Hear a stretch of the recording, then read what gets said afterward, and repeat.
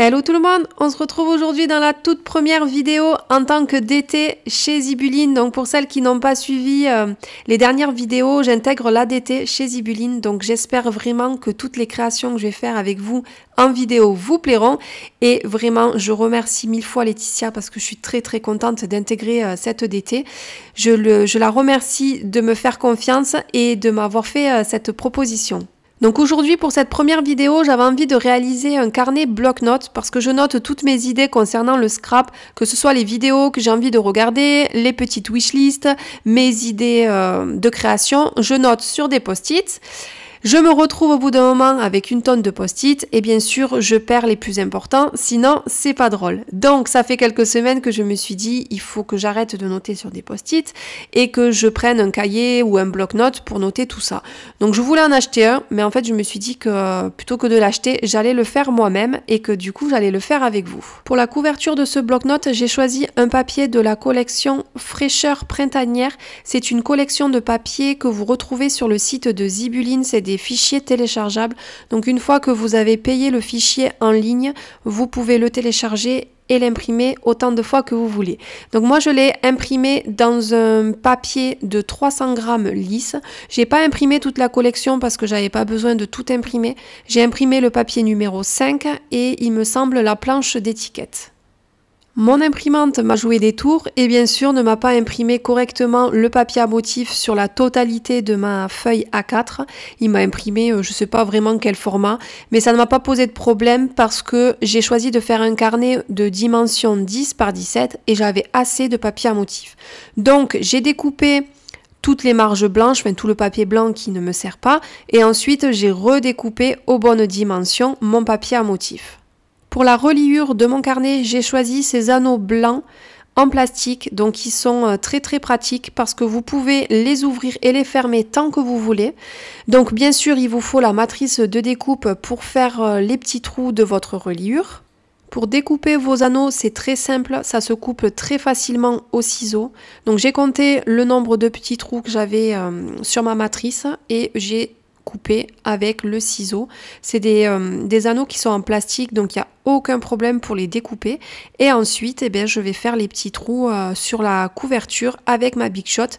Donc il vous suffit de placer le dies, de mettre un petit morceau de washi tape parce que il faut vraiment pas que la matrice bouge et vous moulinez et voilà, vous avez vos petits trous sur votre couverture. Vous allez voir que je vais redécouper un tout petit peu le haut de ma couverture parce que j'avais placé mes anneaux un peu trop bas du bord de mon papier. Donc faites bien attention de ne pas les mettre trop proches du bord, mais pas trop bas non plus. Voilà. Moi, dans ce cas-là, ça ne m'a pas posé de problème parce que j'ai pu redécouper un petit peu mon papier, mais à l'inverse, ça aurait été un peu compliqué si j'aurais placé les anneaux un peu trop proches du bord de mon papier. Ensuite, pour l'intérieur de mon carnet, j'ai exactement fait la même opération, c'est-à-dire que j'ai coupé dans des feuilles d'imprimante. J'ai pas pris de papier plus épais parce que pour écrire des notes, ça suffit amplement. J'ai redécoupé des morceaux de 10 par 17, alors j'ai juste enlevé un demi-millimètre pour être sûr que mes papiers ne dépassent pas de ma couverture. Donc j'en ai découpé plusieurs avec mon massicot et ensuite eh bien, il va falloir que je fasse les petits trous pour pouvoir y glisser les petits anneaux de la reliure. Donc j'ai utilisé ma couverture comme guide dans les petits trous avec un crayon à papier. J'ai fait mes petites marques et ensuite j'avais juste à placer mon dies et passer tout ça à la Big Shot. Alors ne prenez pas trop de papier, même si le papier d'imprimante est très fin. Si le papier au bout d'un moment est trop épais, la matrice ne va pas bien découper. Donc vaut mieux le faire plusieurs fois plutôt que de le faire en une fois et se retrouver avec des feuilles de papier qui ne seront pas bien découpées.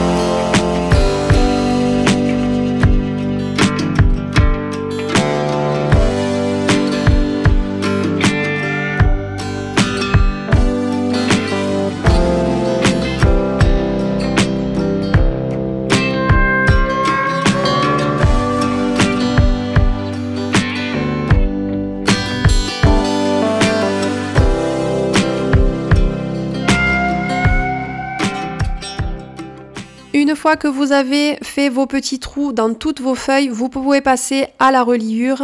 Il vous suffit de glisser vos anneaux et de les fermer. Et voyez, vous avez un bloc-notes très simple à réaliser. Donc ensuite, je vais passer à la décoration, ce que je préfère. Donc là, j'avais imprimé, comme je vous ai dit, une planche d'étiquette. Bon, au final, je vais utiliser qu'une seule étiquette de cette planche, mais je vais choisir d'autres étiquettes de ces planches-là de chez Zibuline que vous pouvez retrouver également sur le site. Vous en avez dans toutes les couleurs, vous avez des petites phrases, des petits mots, des petites étiquettes. Moi, vraiment, c'est des petites choses que je place de partout. Donc là, j'ai cherché un moment qu'est-ce que j'allais découper. Donc, j'ai sélectionné plusieurs étiquettes. J'ai sélectionné un petit titre et j'ai sorti tout plein d'embellissements qui viennent de chez Zibuline. Donc là, j'ai sorti des feuilles séchées. J'avais également sorti cette petite fleur qui, au final, vous allez voir, je ne vais pas la mettre. Mais voilà, je cherche un petit peu comment je vais décorer la couverture de mon bloc-notes.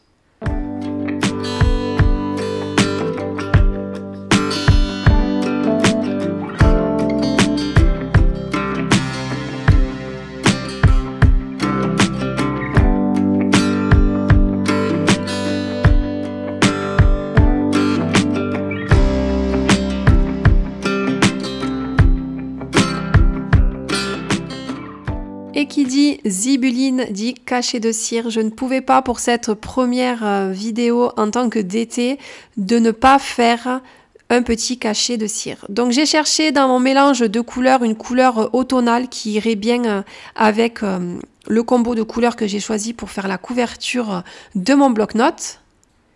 Et j'ai également choisi ce seau qui est une nouveauté. C'est un petit hérisson avec sa petite tasse de café et il est juste trop mignon. Donc je vais le placer sur ma couverture. Je vais ensuite rajouter quelques petites découpes de dies. Donc une découpe de chez Sokai Feuillage, parce que moi il est feuillage, hein. Vous connaissez mon amour pour les feuillages. Et je vais rajouter un tout petit dies également de chez Comptoir du Scrap, un feuillage encore une fois.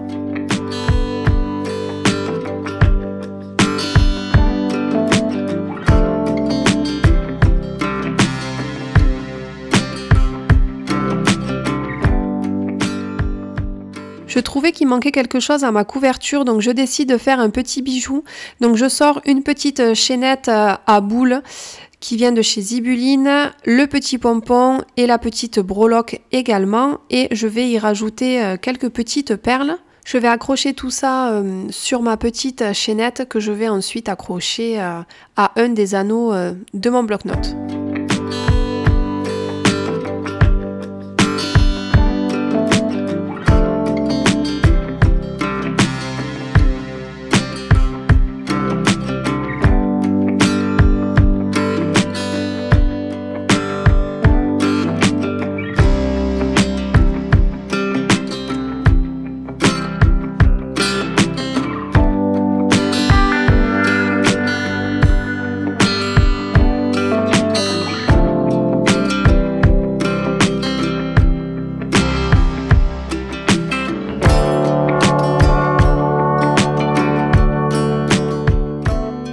Je passe ensuite à l'étape du collage. Donc comme vous allez voir, je vais tout enlever. Oui, je n'avais rien collé.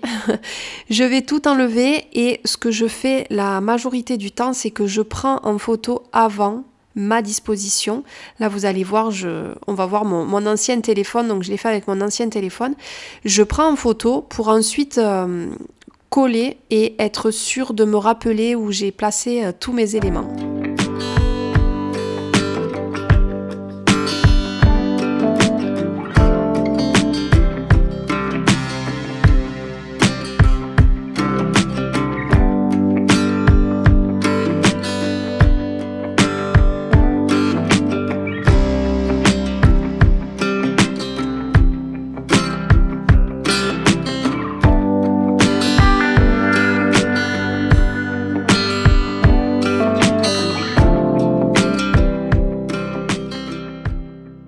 Je vais coller mon cachet de cire au scotch double face. J'ai tenté à la colle, mais je me suis vite rendu compte que ça ne tenait pas super bien.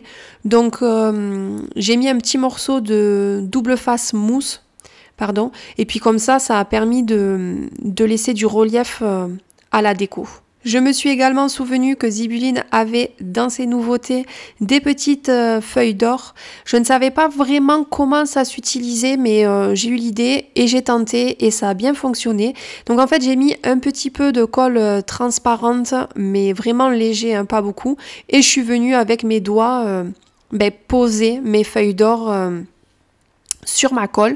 Quand la colle a séché, elle est devenue transparente et étant donné que j'avais pas mis beaucoup de colle, ça s'est super bien passé et ça a permis de mettre des petites touches de doré sur la couverture de mon bloc-notes. Et bien sûr, pour terminer, toujours, parce que je finis jamais une création sans ça, des petites touches de Nuvo. Je vous montre le résultat de plus près de la couverture et du bloc-notes. Je suis très contente du résultat. Ce petit bloc-notes va prendre place à côté de mon ordinateur sur mon bureau dans la scrap room. J'espère que cette première vidéo vous aura plu. N'hésitez pas à me le dire dans les commentaires. Et moi, je vous dis à bientôt dans une prochaine vidéo. Salut!